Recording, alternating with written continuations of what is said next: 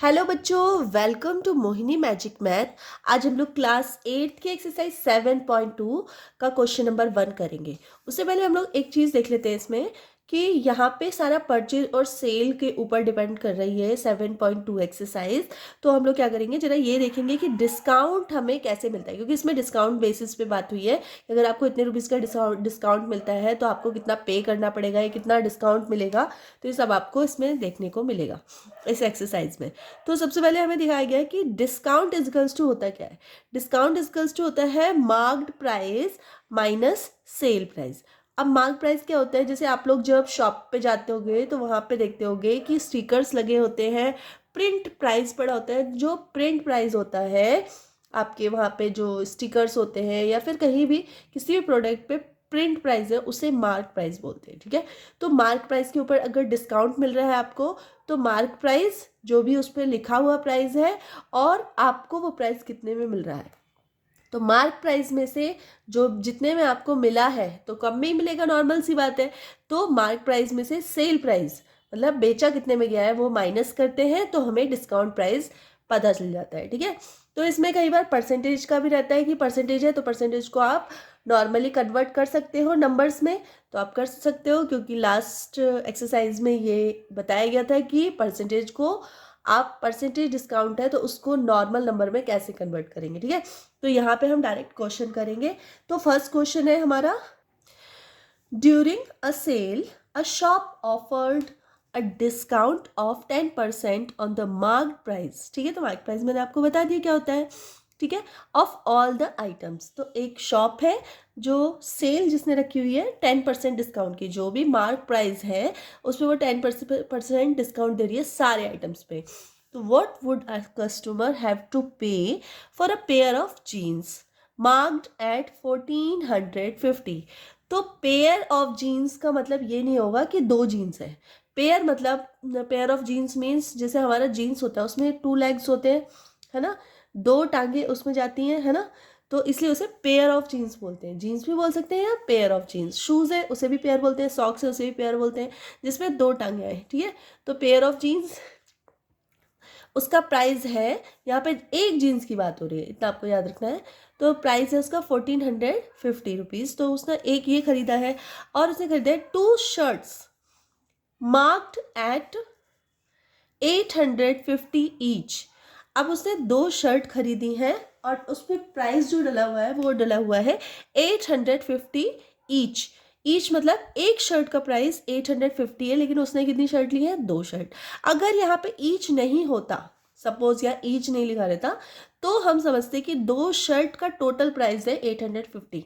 लेकिन जैसे ये ईच लिख दिया इसका मतलब एक शर्ट का प्राइस फिर 850 रुपीज़ है। ठीक है, तो हमको ये टोटल दिखाना है कि उसको कितने रुपीज़ का डिस्काउंट मिला और उसने कितने रुपीज़ पे किए। ठीक है, ये हमें करके बताना। चलिए तो कर लेते हैं इस आंसर को, इस क्वेश्चन को सॉल्व। सबसे पहले हम लोग लिखेंगे कौन कौन से उसने आइटम खरीदे कस्टमर ने। तो सबसे पहले उसने खरीदे, एक तो जीन्स खरीदी है, तो हम लोग लिखेंगे मार्क प्राइस, क्योंकि जो मार्क प्राइस है उसी पे हमें डिस्काउंट निकालना है, तभी पता चलेगा कि उसने कितना रुपए पे किया। तो mark price of a pair of jeans, तो जीन्स का था 1450। ठीक है, यहाँ पे रुपीस, तो इतने रुपीस की जीन्स थी। ठीक है, नेक्स्ट उसने क्या लिया, उसने ली थी शर्ट्स। ठीक है, तो same marked price of a shirt. तो शर्ट का प्राइस कितना था, शर्ट का प्राइस था 850 रुपीज़। ठीक है, 850 रुपीज़ था। ठीक है, लेकिन उसने कितनी शर्ट की ली थी, 2 शर्ट्स ली थी। तो same mark price of 2 shirt, तो 2 शर्ट कितने में हो जाएंगे, क्योंकि सेम प्राइस था दोनों शर्ट्स का, तो ये हो जाएंगी, शर्ट्स का प्राइस हो जाएगा कितना, 1700 रुपीज़। ठीक है, ऐसे लिख देंगे, 1700 रुपीज़ हो गया। तो अब टोटल कितना हुआ, टोटल अगर हम प्राइस की बात करें तो कितना होगा,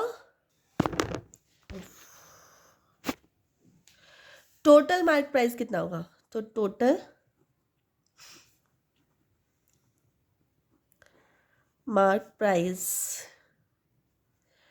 तो एक तो ये हमारा है 1450 प्लस ये 2 शर्ट ली थी, तो इनको हम आपस में प्लस कर देंगे तो कितना हो जाएगा, 0 + 0 0, 5 7 4 कितना होगा, 7 4 11 1 1 2 3, तो ये इतने रुपीज़ का टोटल जो मार्क प्राइस है वो इतने रुपीज़ का है, 3150 रुपीज़। ठीक है, अब हमें चाहिए डिस्काउंट प्राइस।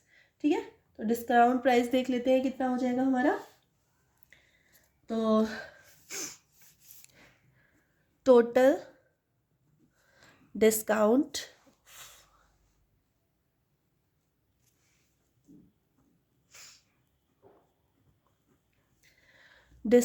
प्राइस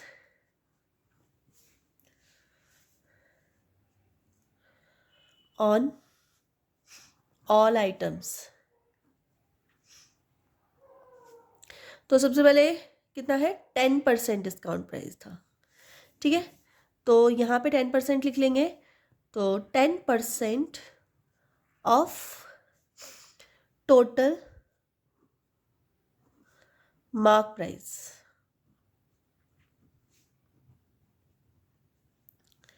ठीक है, तो 10% ऑफ कितना था, टोटल हमारा आया था 3150 रुपीज़। ठीक है, इतना आया था, तो कर लेते हैं 10/100, क्योंकि जैसे ही परसेंटेज हम हटाते हैं तो अपॉन 100 हो जाता है, तो ये हो गया, 0 से ये वाला 0 कैंसिल हो गया, इस 0 से ये वाला 0 कैंसिल हो गया, तो हमें जो डिस्काउंट मिला वो मिला 315 रुपीज़ का।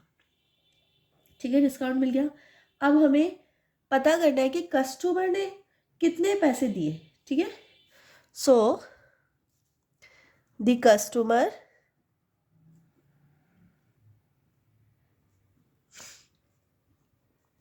हैड टू पे, कितना होगा, कितना पे करेगा वो करेगा पे टोटल मार्क प्राइस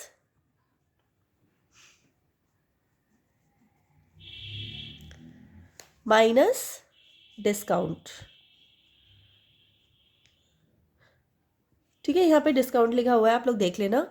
तो मार्क प्राइस कितना था, 3150, और जिसमें से उसने माइनस कर दिया 315 रुपीज़ का डिस्काउंट मिला उसे। ठीक है, तो कितने रुपीज़ उसने पे किए, उसने पे किए, देखिए 5 10 में से 5 जाएगा तो 5 बचेगा, 4 में से 1 जाएगा 3 बचेगा, और 11 में से 3 जाएगा तो 8, और यहाँ 2 रह जाएगा। यहाँ साइड में आप इसको माइनस करके देख लेना, तो इतने रुपीज़ का उसको डिस्काउंट मिला। ठीक है, तो इस तरह से क्वेश्चन नंबर 1 कंप्लीट हो गया आप लोगों का।